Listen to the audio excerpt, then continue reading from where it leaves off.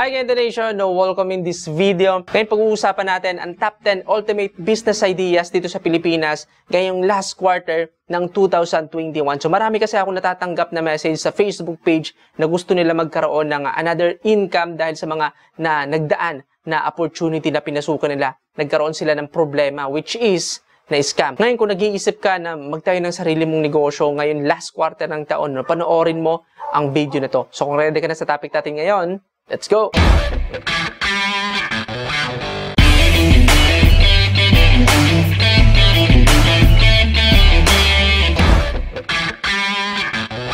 So marami sa mga nagsisimula ng isang negosyo o nag-iisip ng business ideas ay talagang nadadaan madalas sa swerte. Kasi karamihan nagsisimula isang negosyo, hindi talaga nagtatagumpay. Ngayon, kung naghahanap ka ng aha moment para makapagsimula ng isang negosyo o mag-isip ng mga business ideas na perfect o fit para sa'yo, so magbibigay ako sa'yo ng top 10 ultimate business ideas na pwede mong simulan ngayong last quarter ng taon. Simulan na natin. Number 1, the online therapy or counseling. Ang business ideas na ito ay nagpo-provide ka ng mental health services sa pamamagitan ng video conferencing. So bakit maganda ang business idea na ito? So base sa recent assessment ng WHO, almost 3.6 million na mga Pilipino na nakaranas ng depression at anxiety dahil sa nangyayari ngayon.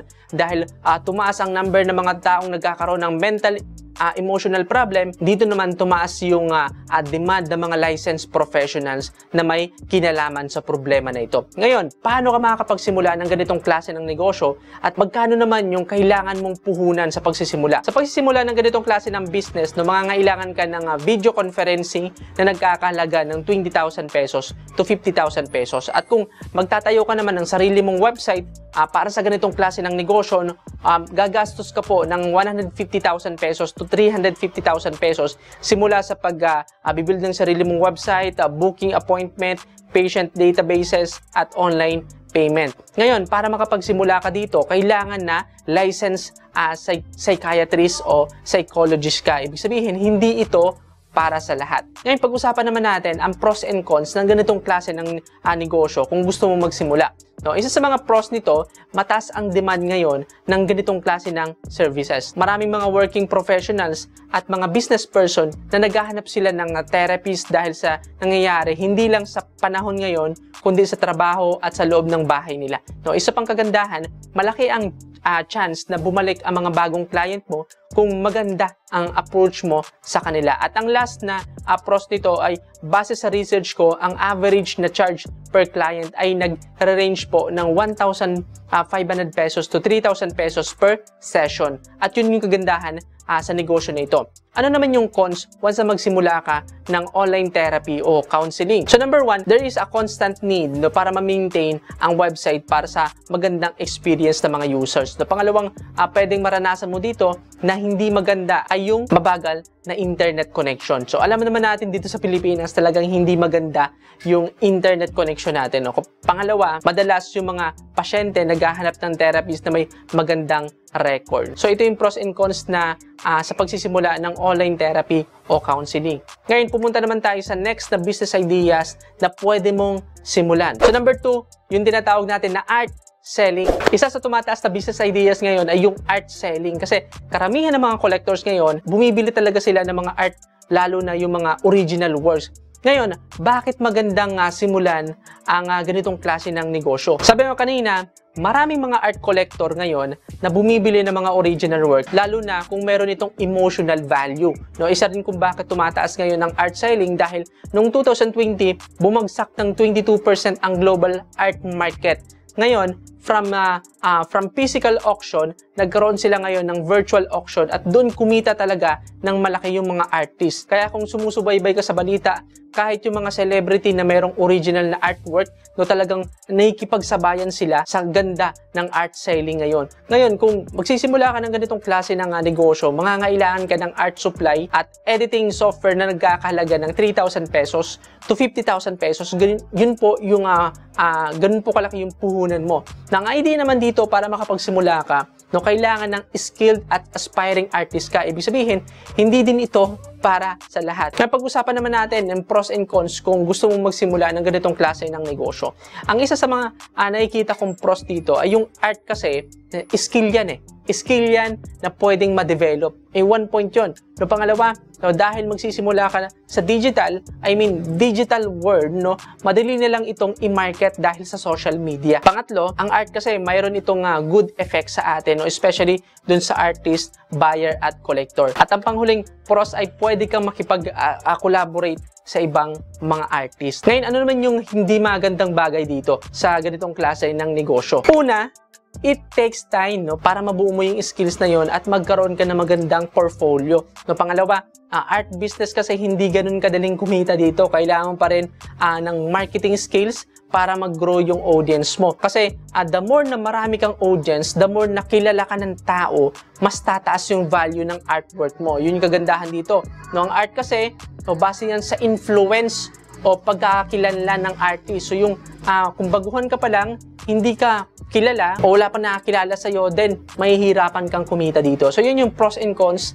ng art selling. Next na business ideas naman na pwede mong simulan ngayon last quarter. Number 3 ay yung live game streaming. So ang live streaming ay isang form yan ng pag-share ng raw videos content in real time. About sa live game streaming, kung wala ka pang idea, ito yung mga player na naglalaro ng isang game sa harap ng live audience sa pamagitan ng social media platform katulad ng Twitch, YouTube at Facebook. Ngayon, bakit maganda naman yung ganitong klase ng pagkakakitaan? No, inaasahan ng mga gaming industry na tataas pa ang pag-grow nito ng 15% hanggang sa matapos ang 2021. At talagang inaasahan ba ng mga expert na tumaas palalo ang industriya na ito sa pagdating ng 2022? Dahil sa growth ng industry na ito, talagang proven ng karamihan na pwede itong maging source of income para sa mga gamers. Ngayon, magkano naman yung initial investment po para dito kung gusto mong magsimula? No? Para makapagsimula ka, dito, gagastos ka po simula sa 50,000 pesos to 200,000 pesos para sa gaming at live streaming setup. Ang idea naman dito kung mahilig ka sa mga game at mayroon kang budget, no, pwede mong simulan ang ganitong klase ng hobby, then pwede mo na rin itong gawing source of income. Okay? Kasi once na kumita ka na at mayroon ka ng sapat na audience, then isa sa pinakamagandang income dito ay brand deals. So, pag-usapan naman natin ng pros and cons na ganitong klase ng pagkakitaan. Isa sa kagandahan dito, marami kasi mga viewers na naghahanap ng authenticity. Isang points yun, okay? Pangalawa, pwede kang kumita ng passive income once na magkaroon ka ng loyal audience. No, pangatlo, isa kasi sa kagandahan sa live streaming pagdating sa video marketing, nakakapagbigay ito ng mataas na engagement. The more na marami ang nag-i-engage sa content mo, then possible na pwede ang kumita ng malaki. Pang-apat, ang pag-create ng content ay hindi ganun katagal. No? Pwede mo nang ma-monetize. Example, sa Facebook, meron ka lang 100 followers. Ang cons naman ng live streaming o live gaming streaming, it takes time, no, para makapag-build ng audience, lalo na kung yung mga loyal na audience mo. Pangalawa, kailangan maging creative ka kasi crowded na ang gaming industry. So kung hindi ka mag-stand out sa iba, then makakabilang ka sa mga karamihang hindi naging successful sa industry na ito.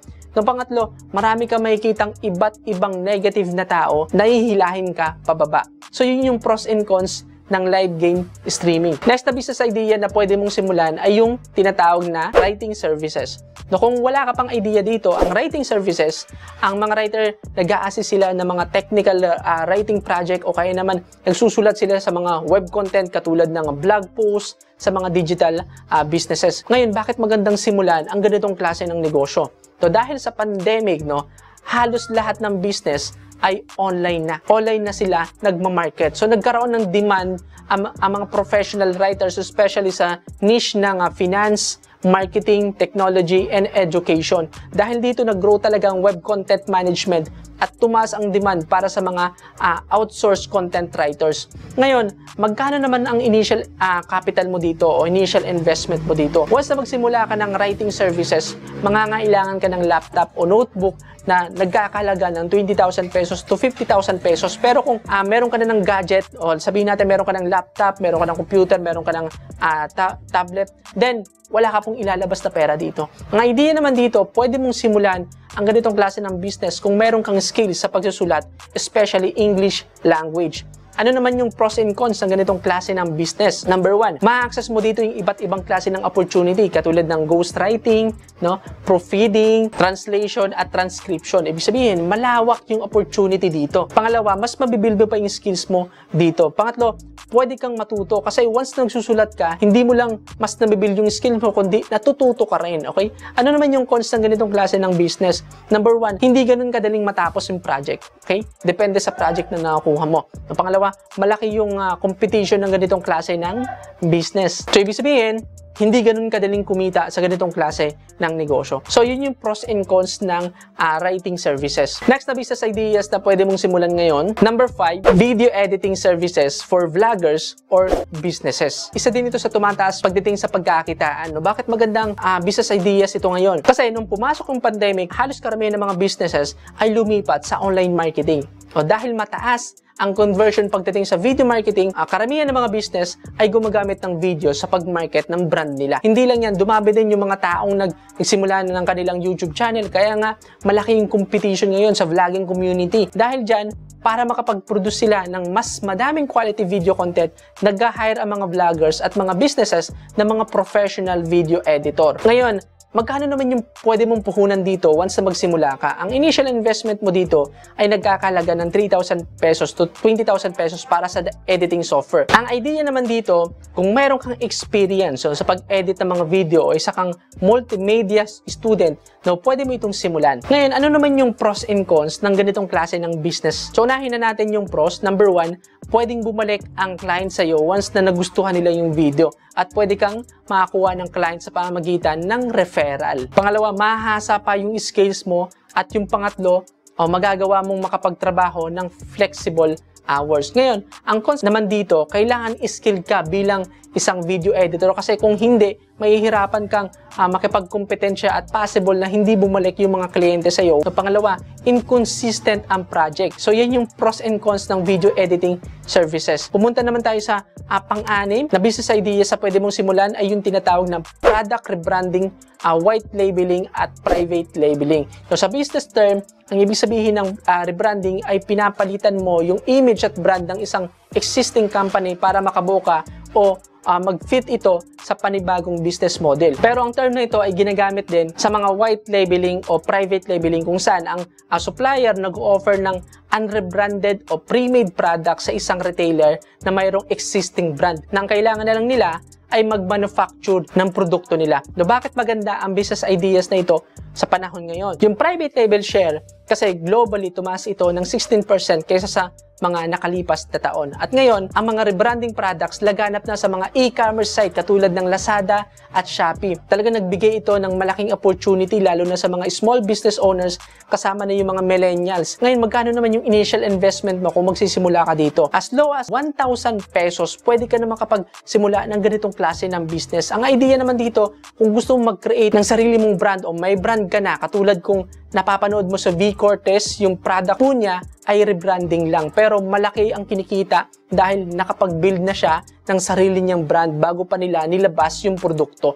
So ano naman yung pros and cons na ganitong klase ng negosyo ko kung gusto mong magsimula? Napag-usapan natin yung pros. Okay? Number 1, pwede ka makapagsimula dito sa maliit na puhunan kasi sa e-commerce website, nandyan na yung mga Lazada at Shopee, okay? Ibig sabihin, hindi ka na magke-create ng sarili mong e-commerce website at hindi mo na rin poproblemahin yung delivery, okay? Number 2, dahil ang products ay accessible, ang main focus mo na lang dito ay branding at marketing. At ang panghuling pros ay marami kang produkto na pagpipilian, okay? Bago ka makapagsimula. Ano naman yung mga cons ng ganitong klase ng negosyo? Number 1, ang produkto ay hindi unique.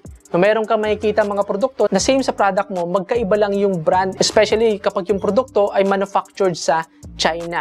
Okay, number 2, kailangan bago ka pumasok dito, mag-research ka muna ng trending na products kasi marami din ang hindi nagtatagumpay dito kasi nakita lang nila o nalaman lang nila na malaki yung kitaan. Okay, so kailangan mong mag-research ng products. Okay, number 3, wala kang control sa manufacturing process. Okay, most of the time, yung problema dito, na nakikita ko, Okay? Doon sa ibang startup company, hindi sila makapag-deliver ng maayos kasi hindi pa dumarating yung products. Kailangan mo din tingnan yon. Kaya nga mas maganda kung magsisimula ka ng negosyo na ito, no, kailangan nandito sa Pilipinas yung manufacturing company ng products mo para mas mabilis yung pagdating o yung process, okay? So yan yung pros and cons ng product, rebranding, white labeling, at private labeling. So number 7, accounting services for freelancers and small business owners. Ang ganitong klase ng service ay nakakatulong talaga sa mga individual o mga businesses para matrack nila yung kanilang finances at ma-assess sila sa tax filing.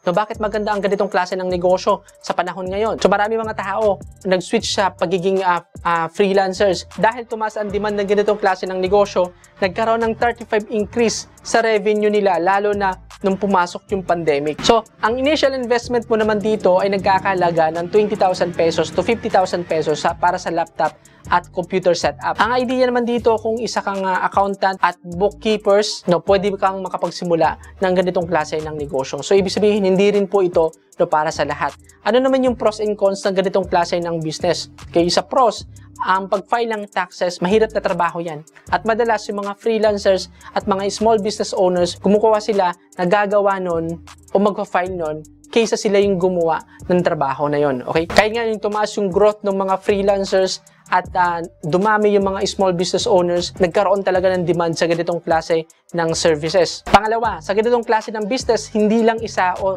talagang may babalik sa'yo kapag maganda yung serbisyo mo. Okay? Pangatlo, pwedeng tumaas yung rate mo lalo na kung madami kang kliyente. So, yun yung kagandahan doon. So, ano naman yung cons sa ganitong klase ng negosyo? So, sa ganitong klase ng business, kapag dumami ang kliyente, nakakapagbigay talaga ito ng stress no, base sa mga nakausap ko mga accountant. Pangalawa, kailangan talaga up-to-date ka, okay, sa mga nangyayari. So, yun yung pros and cons ng ganitong klase ng negosyo. So, number 8, affiliate marketing business. So, ang affiliate marketing ay isang business model kung saan no, pwede kang kumita sa pamamagitan ng pag-market ng products ng ibang brands at company. So, ang idea dito, kung marunong ka mag-market ng products o may skills ka pagdating sa marketing, then pwede mo itong simulan. Ang initial investment mo naman dito ay nagkakahalaga ng 18,000 pesos to 20,000 pesos kung wala ka pang cellphone, okay, tablet, basic laptop at computer at website. So ano naman yung pros and cons sa ganitong klase ng business? Unahin na natin yung pros. Number 1, madalas hindi mo na kailangan nito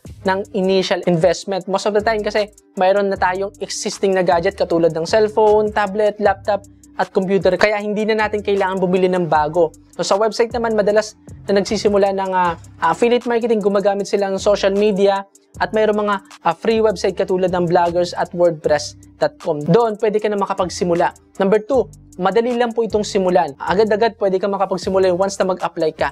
Okay, number 3, higher income potential. Sa affiliate marketing, meron 3 reward system. Una, yung paper sales, magkakaroon ka ng commission once na makapag-refer ka ng products. Pangalawa, pay-per-click, na magkakaroon ka ng commission per website traffic.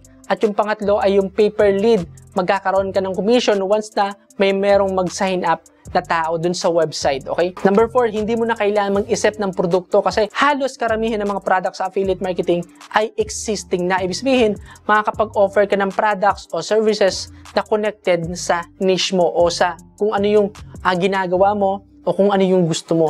O ano naman yung cons nito? Okay, number 1, kailangan mo dito ng patient at talagang magbibigay ka ng effort para kumita, lalo na sa marketing process, okay? Number 2, kailangan meron kang skills sa digital marketing kasi malaki ang competition dito. Kapag wala kang skills sa digital marketing, mahihirapan kang makipagkompetensya, okay? Mahihirapan kang kumita sa affiliate marketing. Ngayon, kung gusto mong pumasok sa affiliate marketing pero hindi mo alam kung ano yung gagawin mo, ano yung skills ang kailangan mo i-acquire, then I highly recommend na mag-enroll ka sa online course na ito, Become a Master Affiliate Marketer from Beginner to Expert. Ituturo natin dyan ang mga kailangan mo para kumita sa affiliate marketing business kahit wala ka pang idea, business model na ito. So mag-iwan ako ng link sa description ng video na to at mag-enroll ka na doon. Okay, number 9, mentoring or coaching for a specific field. So, ang coaching services kasi o mentoring program, makakapagbigay ito ng additional support sa bawat individual na gusto ma-improve ang kanilang business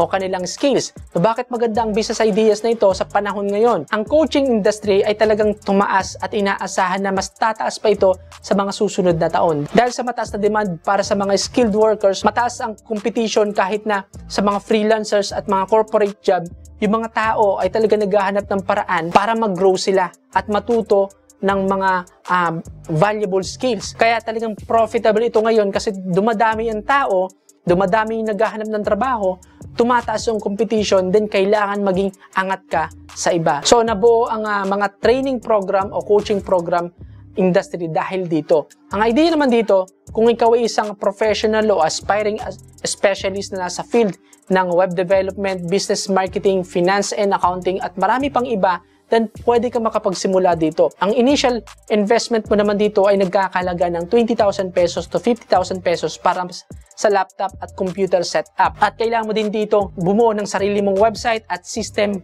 para sa coaching at mentoring program. Pero kung meron ka ng gadget na ito, sabihin natin meron ka ng laptop, meron ka ng computer, then meron pong mga platform na pwede ka na makapagsimula ng coaching program o mentoring program na wala kang nilalabas na pera katulad ng eskwelahan. Ngayon pag-usapan naman natin ang pros and cons ng business ideas na ito. Ang pros, una, mas matututo ka. Bakit? Kasi once na nagtuturo ka o nagme-mentor ka, kailangan mong mas mag-aral o pag-aralan yung field mo.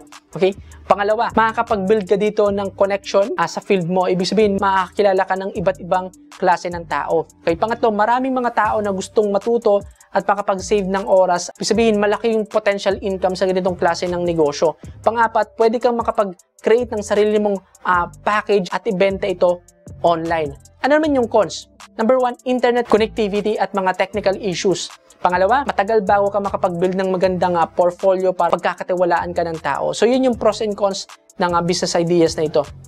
So, last na business ideas ay teaching online. So, ang online learning ay safe at talagang napaka-effective pagdating sa pagbibuild ng skills at convenient ito para sa lahat. Hindi lang yan dahil ang e-learning din ay isang strategy kung gusto mong mag-build ng credibility para sa offer mo. Ang initial capital mo dito ay nagkakalaga ng 15,000 pesos to 20,000 pesos para sa basic laptop at computer, microphone at web camera. Pero kung meron ka ng existing laptop o computer, ang magiging initial investment mo na lang dito ay nagkakalaga ng 2,000 pesos to 5,000 pesos para sa microphone at web camera. At ang idea dito, kung meron kang skills o knowledge o idea sa isang field, lahat ng yan ay pwede mong i-convert into online course. Katulad may skills ka ba sa photo editing, video editing, o kahit sa mga naunang business ideas na nabanggit ko, lahat ng yan ay pwede mong i-convert into online course. So ano naman yung pros and cons dito? Unahin na natin. Ang pros, number 1, hindi mo kailangan ibenta yung oras mo at ang effort mo para sa fixed price dahil kaya mo na makapag-create ng business dito with a passive income, okay? Number 2, pwede mong ituri dito ang mga topics kung saan ka magaling o kung ano yung alam mo ngayon at yung field ng trabaho mo. Sabihin natin na isa kang marketing o SEO specialist, IT at iba pang profession, okay? So hindi lang po may kinalaman sa digital ang pwede mong ituro. Kahit yung mga skilled workers pwedeng magsimula ng ganitong klase ng negosyo. Okay, number 3, hindi mo kailangan maging expert para makapagsimula, okay? So ano naman yung cons ng business ideas na ito? Number 1, kailangan mo ng patient sa unang tao mag-enroll sa online course mo. Okay, number 2, kailangan mo rin matuto kung paano mo i-market ang online course mo o maghanap ka ng mga existing e-learning platform na hindi lang nakafocus sa pag-host ng online course kundi marketing production din, katulad ng eskwelahan. So, yun yung pros and cons ng ganitong klase ng business. Ngayon, sabihin natin na isa sa business ideas na ito ay ginagawa mo na o sabihin natin na interested ka. Kapatid, lahat ng yan ay pwede mong i-convert into online course. Okay? O kaya naman coaching program o mentoring program. Kung interested ka magsimula ng coaching program, ng mentoring program o mag-publish ng online course, pero ang problema mo, hindi mo alam kung paano magsimula, hindi mo alam kung ano yung mga topic ang gagawin mo, then I highly recommend na mag-enroll ka sa e-learning masterclass. So ituturo natin dito sa module 1 kung paano magplano, kasama dito yung formula, kung paano ka makakapag-create ng online course, pumili ng topic, mag-identify ng target audience, pumili ng topic base sa totoong problema ng tao, at marami pang iba. Sa module 2 naman, ituturo natin dito kung paano ka mag-create at mag-record ng online course. Sa module 3, dito naman natin ituturo kung paano ka makakapag-publish ng online course mo at ano yung mga kailangan mong gawin sa loob ng sales page. Okay? Dito sa module 4, dito naman natin ituturo kung paano ka makakapag-promote sa mga existing platform katulad ng YouTube, Facebook, okay? Blog posts. So, ang link ng online course na ito ay makikita mo sa description ng video na ito, kapatid, para makapagsimula ka na agad. So, dito nagtatapos ang topic natin ngayon. Kung marami ka natutunan, give me a big thumbs up, share this video, comment below, subscribe, at huwag mong kalimutang i-click ang notification bell para lagi kang updated sa video na gagawin natin. Hanggang sa muli, I'm Neil Yanto, I'm Internet Marketing Vlogger. Bye-bye!